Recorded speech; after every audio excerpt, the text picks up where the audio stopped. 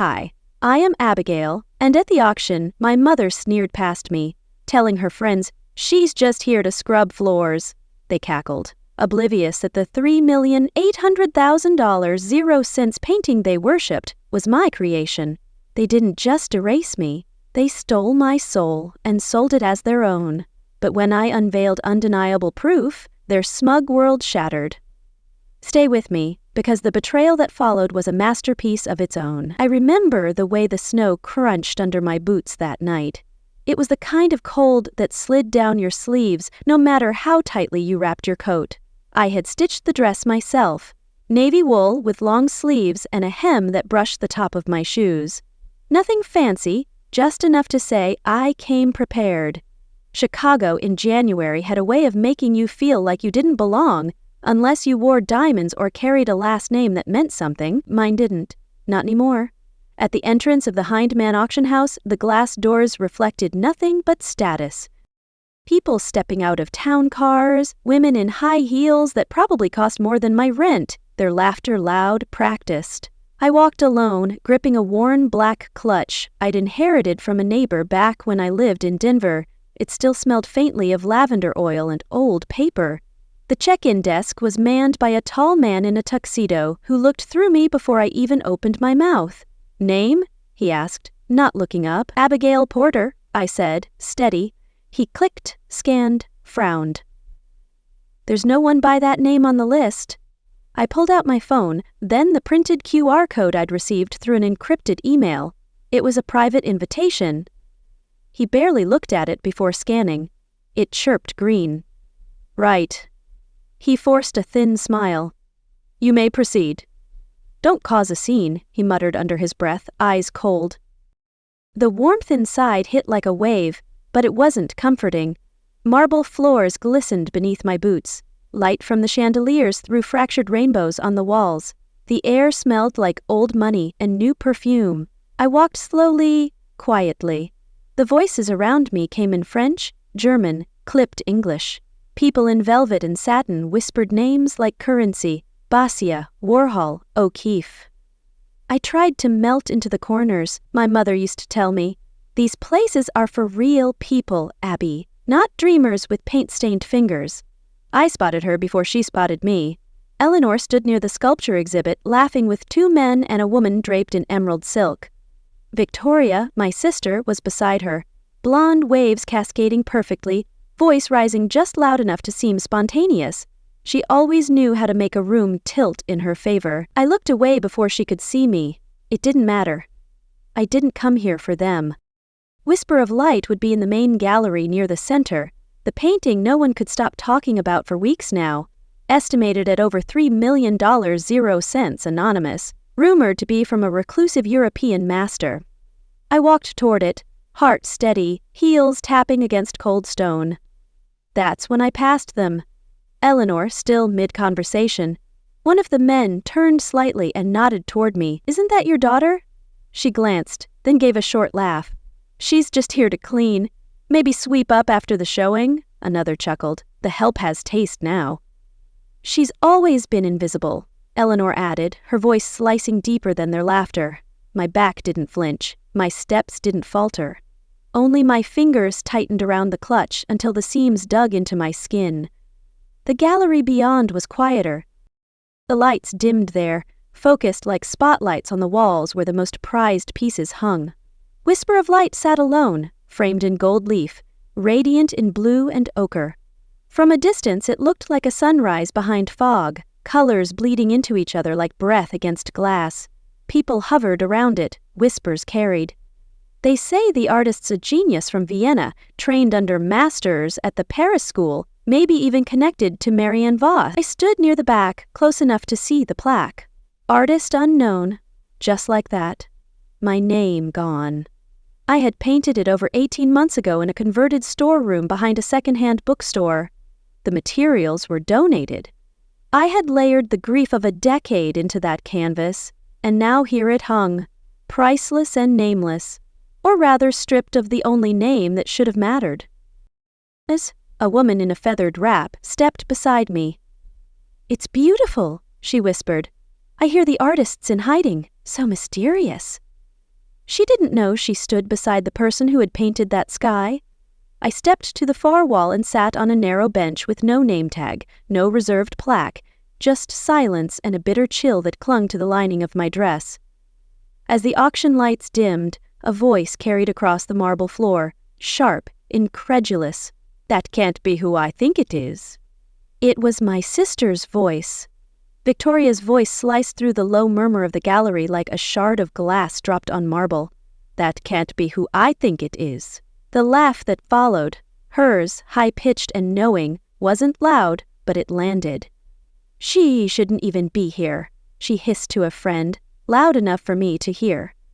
Moments later, a man in a slim black vest approached, holding a sleek tablet like it made him important.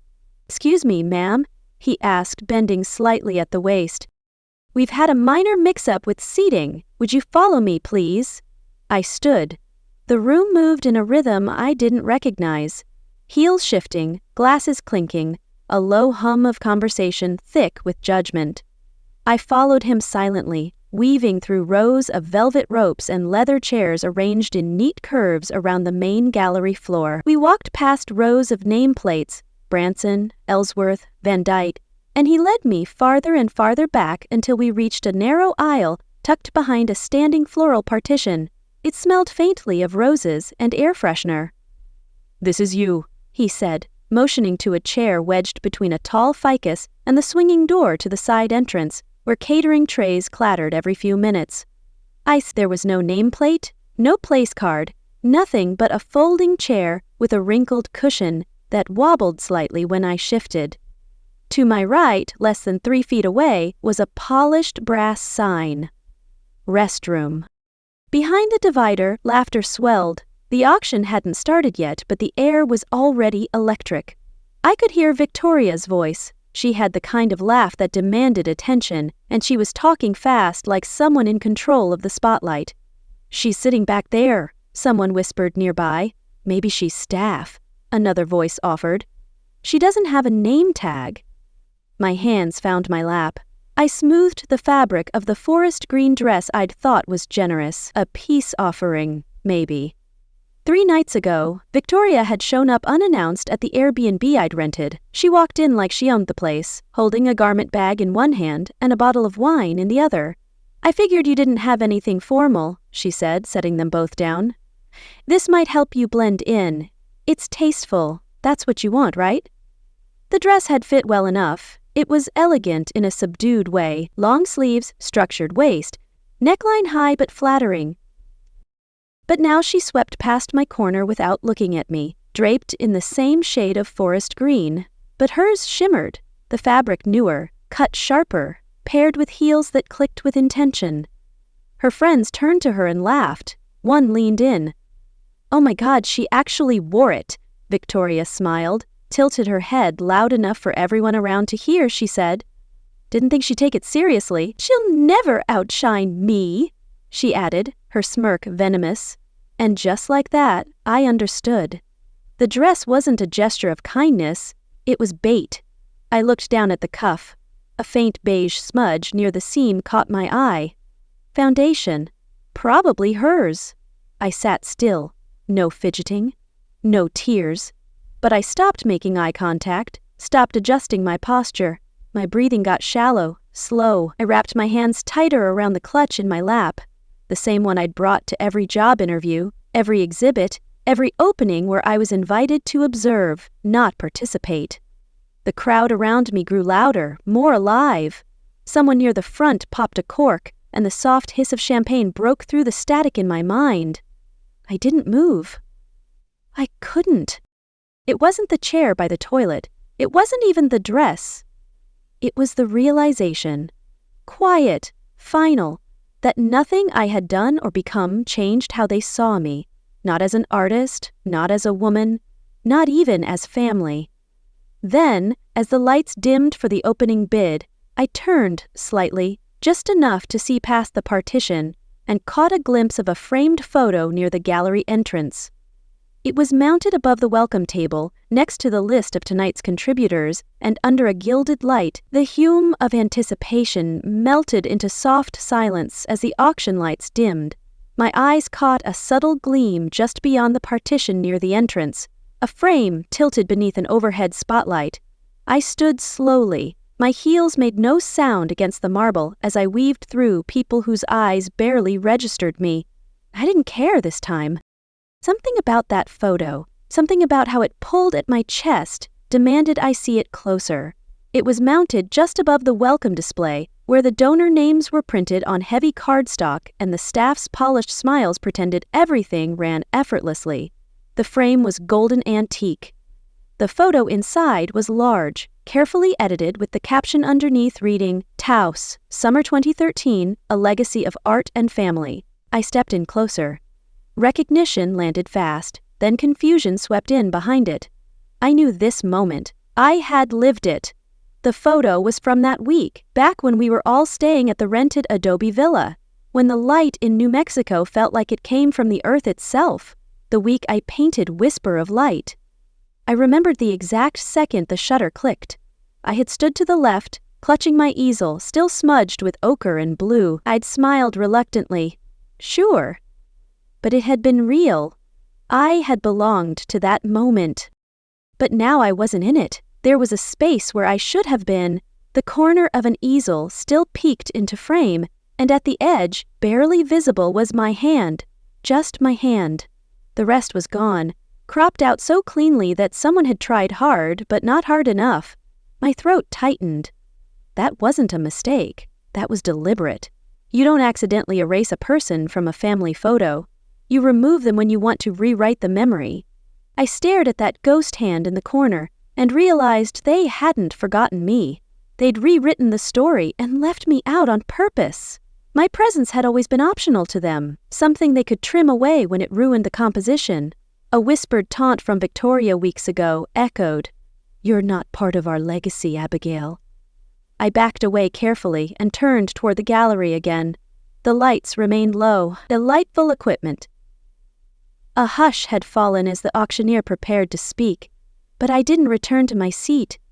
I walked, calm, steady, toward the center of the room, toward Whisper of Light. It hung beneath a soft pool of light. From this distance, the colors looked alive, sweeps of golden brushwork layered over turbulent blue like storm and sunrise trapped in a single breath, the kind of peace that demanded to be felt, not just seen. A man in a deep velvet jacket stood with a glass of white wine, muttering to a woman beside him. "They say it might break 15 million. Can you believe that?" She made a face. "It's a mess of strokes. My niece paints like this when she's mad. Give a toddler a brush and a glass of Chardonnay." Another couple walked by. "It's powerful," one murmured. "But masculine, aggressive," the woman next to him scoffed. Probably some tortured European guy with a tragic backstory. No one here knew. They judged loudly because anonymity gave them freedom. Or maybe cruelty had always come naturally to this crowd. Then I heard her. Victoria's voice, the one I'd known since she first learned how to speak and figured out how to use that voice like a weapon. She strolled past the painting with a small entourage, champagne in hand, eyes amused. "It's good," she said, her tone deliberately generous, in a tortured kind of way. The artist was probably unstable. A soft wave of laughter followed her words. I didn't move, but something inside me did. For the first time tonight, I looked around, not with hesitation, but with clarity. These weren't people admiring art. They were collecting names, price tags, ego currency. To them, Whisper of Light was a spectacle, not a soul. But what stung more than the stranger's mockery was Victoria's and Mom's and everyone else in that photo, smiling without me in it. They'd stood in front of my truth and laughed, and they didn't even know they were laughing at me. I should have turned away. I should have gone back behind that divider and sat in my chair next to the restroom and waited for the night to end. But I stayed. I stayed, staring at Whisper of Light, feeling each stroke like an echo of a younger self, the girl who had painted this alone, barefoot on a dusty patio in Taos, trying to make sense of the silence her family always gave her. And then I heard it again. Victoria, just behind me, louder this time. "Whoever made this," she said with a sharp laugh, "needs help, not a gallery." Victoria's voice layered with arrogance, and laughter carried easily across the room, but I kept my feet rooted near the base of the painting. "She's a fraud," she added, her words a dagger meant for me. She always had a talent for slicing with a sentence. The lights above flickered again, once, twice, and then fully dimmed as the auctioneer stepped onto the small platform at the front. The murmurs tapered off. People turned toward the stage, and I stepped away from Whisper of Light, blending into the fringes once more. I moved quietly, keeping to the periphery of the crowd, the way I had my entire life at family functions, present but never included. My chair behind the floral divider was still empty. No one had noticed I'd left it. The auctioneer cleared his throat and spoke into the microphone with a crisp Chicago accent. "Before we begin tonight's extraordinary bidding for Whisper of Light, we'd like to invite a special guest to share a few words. Someone who's been deeply connected to the artist's journey." Then I saw her, Victoria. She rose from the front row, her forest green dress shimmering beneath the gallery lights, not the one she had handed me 3 nights ago, the one I now sat sweating in, but a modernized version, tailored, sharper. She walked with confidence, as if this stage had always been hers. The room applauded lightly as she took the mic. Her voice was soft at first, intentional, measured. "This piece," she said, her hand sweeping gently toward the canvas behind her, "was born out of profound pain and healing. I had the privilege of being there for the artist during one of her darkest seasons." The audience stilled, drawn in. I watched her fight through that storm, and this work, Whisper of Light, is what came from it. Grief became movement, loss became form. I couldn't breathe. Victoria never knew what that season cost me. She never called, never visited the shelter, never asked where I had disappeared to when I left the family's summer rental early with a duffel bag and barely enough money for the Greyhound. She was never there when I painted until my fingers bled, using scraps and borrowed brushes under a flickering fluorescent light. But now she was up there, speaking as if she midwifed it into being. She gestured toward the painting again, as though she were introducing her own child. "They say art is survival," she continued, "and I say it's proof of love, of sisterhood." "I saved her work," she lied, her voice syrupy with false sincerity. What was worse, her theft of my work or her theft of the grief it came from? They didn't just take my place, I thought, my eyes burning. They handed my voice to someone who never even had to whisper. The crowd began to applaud again, soft at first, then louder. I turned slowly and stepped back from the wall, navigating through the quiet gasps and tilted heads as the auctioneer resumed his place. Victoria smiled graciously as she stepped down. I couldn't let it continue. I moved to the edge of the gallery where a young woman in black stood with a headset, her clipboard rested at her side. "Excuse me," I said carefully, keeping my voice even. "That woman up there, Victoria, she didn't paint that piece. I did." She blinked at me, confused, then glanced at her list. "I'm sorry, do you have an appointment?" "No," I said, "but that painting, Whisper of Light, it's mine." I nodded tight-lipped and turned toward another staffer near the drinks table, a man in his 30s checking badges. "I need to speak with someone in charge," I told him. "That painting was misrepresented." He looked at me for a beat, then shrugged. "If you have concerns about ownership, you'll need to take it up after the event, maybe legal counsel." I stopped, planted both feet and stood still in the hallway, trying not to shake. I could feel my pulse in my ears. The dress itched at the neckline. My throat felt raw, but no tears came. I didn't cry anymore. Not for them. I almost walked out. Almost. I looked down the corridor toward the front doors. But then, Abigail. The voice came from behind me, shaky, older, not Victoria, not anyone from the guest list I'd memorized. I turned, and it wasn't who I expected. I turned slowly, expecting one of the curators, maybe even a guest who had mistaken me for staff again, but it wasn't either. Standing just a few feet away was an elderly man. tall, wiry, with kind eyes behind thick glasses and a coat 2 decades out of fashion. His hands trembled slightly as he clutched a folded scarf. "You don't remember me," he said, his voice gravelly but gentle. "But I knew Thomas Hartley, your mentor." The name struck me like a drop of warm water on a frozen pane. Thomas. I hadn't heard it aloud in years, not since the week he died, before I ever had the courage to show him the finished piece. I nodded slowly, unsure if I was supposed to speak or simply let the moment rest. "I'm Walter," the man continued. "I worked with Thomas, studio assistant, sometimes just a guy who brought him coffee. He used to talk about you."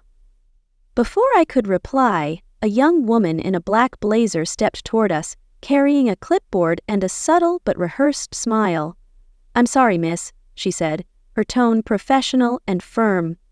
"You're not on the clearance list for this area. Would you mind coming with me?"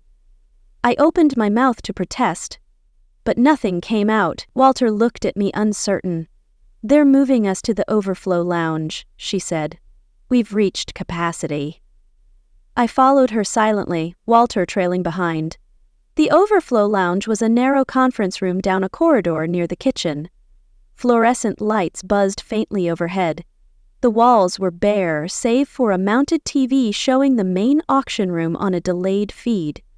Folding chairs were lined up in uneven rows, half filled with forgotten names and low-tier patrons sipping watery wine from plastic cups. I sat down. Walter took the chair beside me, sighing softly. "They did the same thing to me when Thomas died," he muttered. "Said there wasn't enough space at the memorial. Made room for the press instead." My hands rested in my lap. The screen in front of us displayed Victoria now, still glowing in that dress, smiling like she knew exactly how to command the room. They'd put me in a side room to watch my own life be paraded in front of strangers. "I know this isn't much," Walter said, reaching into his coat pocket, "but Thomas left something. Told me to give it to you if I ever saw you again." He handed me a small flash drive, plain, no label. I blinked at it for a moment. My fingers moved without thought, reaching for my phone and the small adapter I carried for sketch files. It took a second to load, the screen flickering before an old video began. The lighting was dim, just Thomas' studio lamp casting shadows on his thinning hair. He looked tired. His voice, though, was steady. "If they erase your name, let the work speak," he said. "But don't disappear. Your voice matters more than their walls." He smiled, faint, but real. Art was never about approval, Abigail. It was about presence. Keep showing up. The video ended. "That voice," I whispered. He was the only one who ever called me an artist without laughing. Walter gave a soft nod. "He believed in you fiercely. He said you'd face thieves," Walter added, his eyes heavy with knowing. The screen up front cut to the auctioneer announcing the opening bid. I couldn't hear his exact words through the static, but the number flashed on the bottom. Whisper of Light was being sold. My feet moved before I gave them permission. I stood up, stepped out of the room. Walter didn't stop me. No one did. I walked down the hallway, past the kitchen, past the coat check, past the clinking glasses and quiet gasps of high society. Outside, the cold greeted me like an old friend. Wind lifted the hem of my coat, tugging at the threads along the seam. Across the street, the Hindman building stood glowing against the snowy evening, golden light spilling from its tall windows. I stopped at the edge of the valet line. Around me, people chatted about the lot numbers, the champagne, the brie. They had no idea what it had cost to make the thing they were bidding on. I thought about walking away, and would have been easier, clean. But then I reached into my clutch, maybe to grab my phone, maybe just to fidget, and my fingers brushed something I hadn't remembered placing inside, a piece of paper. I pulled it out. Folded, thick stock, familiar texture. When I opened it, I saw the original sketch of Whisper of Light, the one I drew at the shelter that first night, and there, beneath the lines, was my name, my full name, scrawled in graphite. Abigail Porter. Thomas must have tucked it in before he died. Quiet, intentional, like him. Then I looked back at the glowing building. I turned around. clutch tight in hand. "Not yet," I whispered to the wind. "You don't get to keep my silence." I stepped back inside. The cold from outside still clung to me, but something inside had shifted. There was no rush in my walk, no tremble in my spine. Not revenge, not even anger, just something sharper, cleaner, like light after a long blink. I walked through the corridor quietly, past the velvet ropes, past the conversations about vintages and valuations, and slipped into the main viewing room again. No one noticed, no one stopped me. The lights were softer now, focused on the stage where the auctioneer stood poised like a conductor, baton in hand, voice crisp and proud. "And now," he announced, "lot number 62, Whisper of Light." I took a seat at the back near the service entrance, half shielded by a column, still holding the folded sketch, now creased by my grip. "Opening at $800,000, 0 cents, he said, and just like that, the room stirred. Hands rose without hesitation. Paddles marked with family crests, tech emblems, diamond insignias. People I didn't know raising prices on what I had painted with trembling hands in the dark, with borrowed light and broken brushes. A billionaire from Seattle offered $1,100,000, 0 cents. A hedge fund couple countered. A woman in pearls whispered something and signaled $1,400,000, 0 cents. The room buzzed. I reached into my clutch and pulled out my paddle. It was nothing fancy, paperboard slightly bent at the corner, but it had been assigned to me when I first entered, along with a courtesy guest badge no one had respected. I raised it, calm, straight. Not even 2 seconds passed before a staffer in a sharp gray blazer hurried over. "Excuse me, miss," he said, just loud enough to draw attention. "This paddle isn't registered. I'll need you to lower it." People near me turned. Someone snickered. "I'm sorry," I asked, still holding it aloft. "You're not authorized to bid," he repeated, this time with a tighter smile. "Please lower your paddle or we'll have to revoke your guest privileges." I lowered my hand slowly, like I was putting down a blade. The auctioneer didn't pause. He called for $1,800,000, 0 cents. My face didn't burn. Not anymore. I had already run out of space for shame. Instead, I turned to the man who'd spoken and said, "I'd like to see the documentation of provenance, please." He blinked. "I don't handle that directly." "Then find someone who does." He hesitated. Maybe it was the tone, maybe it was something in my eyes, but he nodded and disappeared for a moment. When he returned, he was accompanied by a polished young woman with a binder in hand. She offered me a practiced grin. "The file includes the artist's background narrative and certificate of authenticity," she said, "though I'm afraid guests aren't typically granted access to those." "I'm the artist," I said, not raising my voice. The woman blinked. I held her gaze until she handed the folder over. Inside glossy printed pages, curated lines about loss and courage. At the bottom of the certificate, just below the reproduction of Whisper of Light, was a signature, but it wasn't mine. It was close, but it was Victoria's handwriting, shaped to mimic mine, and beneath it, inspired by the guidance of Victoria Porter. I felt my jaw tighten. Every nerve went still. Not only had they stolen the work, they'd rewritten it, reassigned my grief to someone else's resume. My brushstroke, my breakdown, my healing turned into a marketing device for the woman who once told me I should stick to bookkeeping. "You'll never be enough," her voice from years ago rang in my mind, now a cruel prophecy. I looked up. The bidding had climbed to $2,700,000, 0 cents. Victoria was now standing near the front, smiling toward the audience as if she were the bride in a wedding she didn't attend the rehearsal for. Another paddle rose. $2,900,000, 0 cents. Then she turned and waved to someone near the back of the room, a man from Boston by the accent. He lifted his hand slightly, acknowledging her like an old friend. And in that moment, the flash of a camera went off. Victoria posed just beneath my painting, her hand lightly touching the corner of the frame like she was blessing it. My fingers lost grip of the paddle. It clattered to the floor, and the sound, small but sharp, cut through the room like a dropped crystal glass. Heads turned. A woman 2 rows ahead leaned toward her companion and whispered, not softly, "Is she still here? God, give it up already. She looks like she came to refill the wine." I didn't move. I sat still, hands folded, chin high. But something inside had snapped. Not in rage, but in silence. That kind of silence that grows teeth. I inhaled through my nose, looked once more at the stage. The auctioneer raised his hand. "Going once." The room hushed. "Going twice." Victoria smiled like a queen with the crown already on her head, and I stood, no words, just 1 step forward, and every head turned. The sound of my heels echoed with every step I took across the marble, slicing cleanly through the murmurs and shifting stares. I didn't flinch. I didn't blink. I didn't even acknowledge the ripple of whispers that followed my stride. I walked as if I belonged because, deep down, even after everything, I knew I did. My eyes stayed locked on Whisper of Light, its fractured light and aching shadows, the brushstrokes that had once bled from my fingers during nights no one in this room cared to imagine. It wasn't just a painting, it was a memory sealed in pigment, and they were trying to sell it like it was a pretty thing someone else discovered. When I reached the front, I didn't speak. I didn't raise a finger.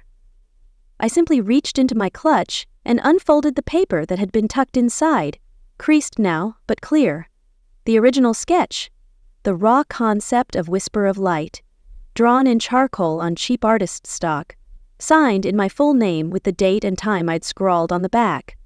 Taos, Women's Shelter, 3:05 a.m. I placed it gently on the podium beside the auctioneer. He looked confused at first, then curious. The room tensed. One of the gallery assistants leaned in to peer at it. Another whispered something into a small headset. A beat later, the projector above flashed the image onto the massive white wall behind me, and then there was silence.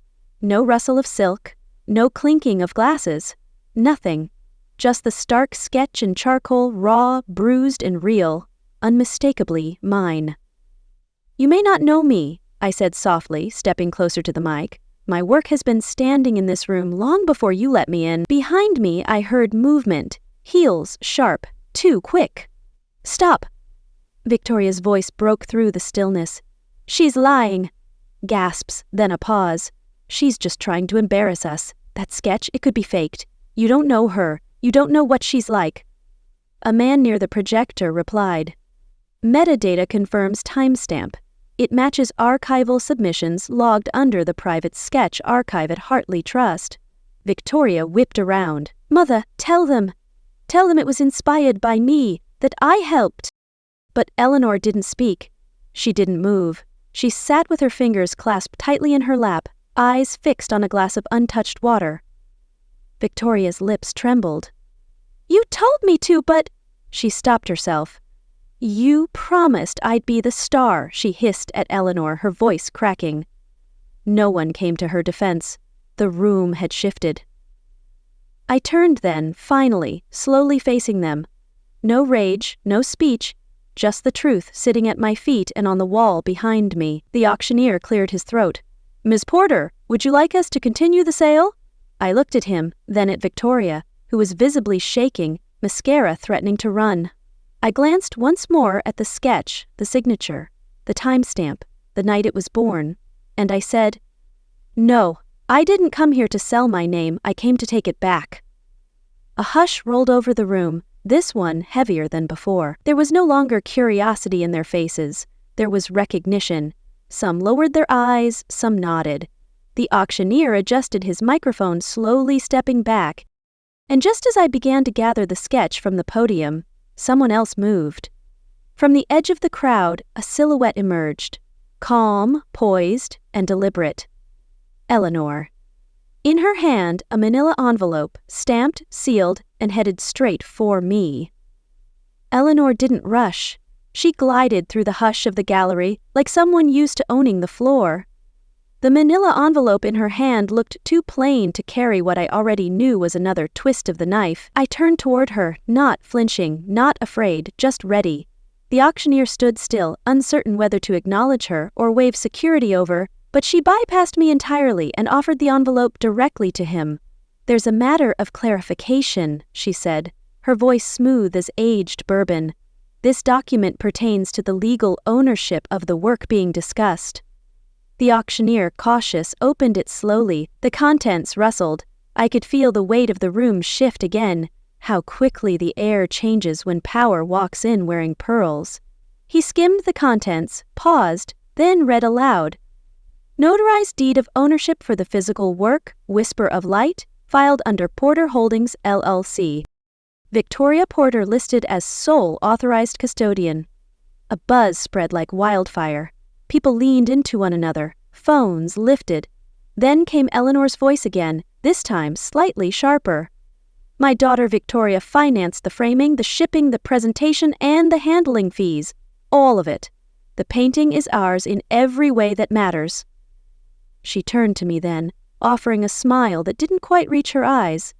"You can keep the romance, darling, but art without backing is just a hobby. You were never meant to shine," she whispered, her words a final betrayal. Someone from the media team whispered just loud enough, "This just turned nuclear." I stood, frozen, not in shock, not anymore, but in the same stillness that comes when you finally realize the storm was never about the wind, but who kept pushing you into it. Eleanor tilted her chin. "You can call yourself the artist, Abigail, but artists still need patrons, and you've never been good at asking for help." I didn't respond. Not yet. Instead, I reached again into my clutch, my fingers brushing past the same sketch that had silenced the room minutes ago. But this time, I pulled out a folded letter, creased at the corners, my mentor's handwriting etched across the front, and tucked with it a small flash drive. I walked to the same podium where the auctioneer stood frozen beside his microphone. "This letter," I said calmly, "was written and signed by Thomas Hartley, my mentor, dated 4 months before Porter Holdings even existed. He verified Whisper of Light as mine, not inspired by, not co-created, mine." I passed the letter to the auctioneer, then turned to the press huddled near the side wall. "And this," I said, holding up the flash drive, "contains every sketch, every thumbnail, every voice note and brush test, all time-stamped, all in my name." The cameras clicked faster now, the media leaned in. I placed the flash drive into the hand of a woman from the Chicago Tribune and simply said, "Make it public." Victoria stood again. "This is ridiculous. It's slander. She's bitter. She's jealous because she never had enough," I said. Not a shout, not a plea, just a statement, and it sliced through her monologue like glass through silk. Then I stepped in front of the painting, not beside it, not in its shadow. "I painted Whisper of Light when I was sleeping on floorboards," I said, my voice steadier than even I expected. "Not for profit, not for applause, but because I needed air, and this was the only way I knew how to breathe." I looked toward the crowd, faces that once dismissed me now watching with stunned focus. "This canvas may legally belong to you," I continued, eyes briefly flicking to Eleanor and Victoria. "But this work, its story, its pain, its breath, is mine. You can keep the walls. You'll never own what lived inside them." Then, without waiting for another insult or defense, I turned, and as I reached the tall glass doors of Hindman, I heard it. Not for Whisper of Light, but for the piece that followed it. The auctioneer's gavel dropped, and I kept walking. The doors behind me closed with a quiet finality, and the gavel cracked against the auctioneer's podium. I didn't look back. That sound, once the echo of power, no longer held me hostage. It rang out, yes, but not for me, not for my painting. Snow was falling harder now, soft and slow, like the air itself was exhaling. I stepped down the marble staircase of the Hindman auction house, each footfall firmer than the last. My breath curled visibly in the cold. Chicago at night never looked warmer than it did right then. I reached into my coat pocket, not for my phone. I hadn't checked it all night, though I could feel the vibrations humming against my leg. Over 80 notifications, missed calls, unknown numbers, but I didn't look.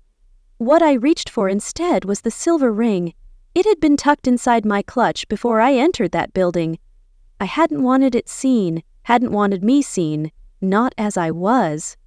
But now, in the cool outside light, I slid it back onto my finger. The way it settled on my skin felt like something returning home.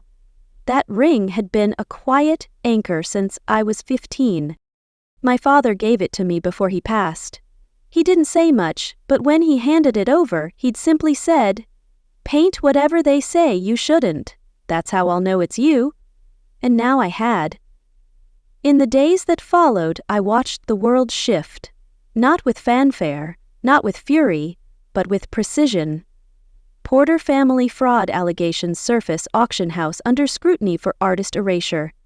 Anonymous sketch stuns industry with viral truth. Victoria's sponsorships vanished faster than a summer storm. Magazines quietly pulled her photo spreads. One podcast episode she appeared on was edited retroactively to focus on the art, not the hype.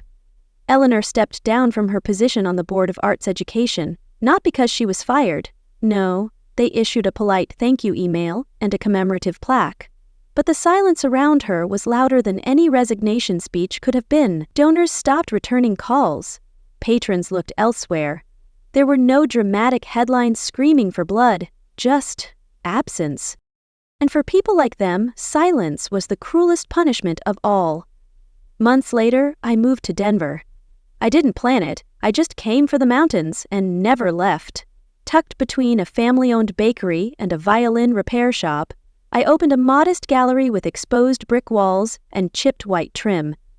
No spotlights, no velvet ropes, just daylight, wood floors, and open space.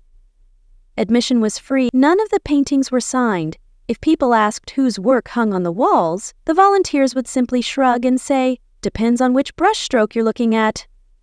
Most didn't ask, but some did. The back of the gallery opened into what used to be a storage space. I converted it into a studio where kids dipped fingers in paint and older folks sipped coffee while sketching faces that reminded them of someone they lost. On a faded chalkboard scrawled in uneven handwriting, I'd written, "The walls never ask if you belong. They just hold whatever you're brave enough to hang." I lived quietly, not invisibly, just intentionally. I didn't seek out interviews. I didn't need applause. The story had already been told, and the people who needed to hear it had heard it.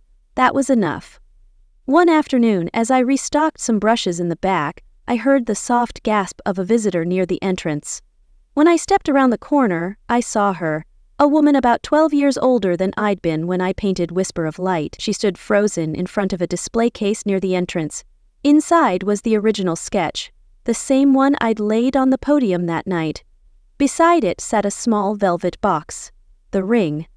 A brass plaque was mounted just below it. No dates, no titles, just a sentence to the one who saw color where others saw mess.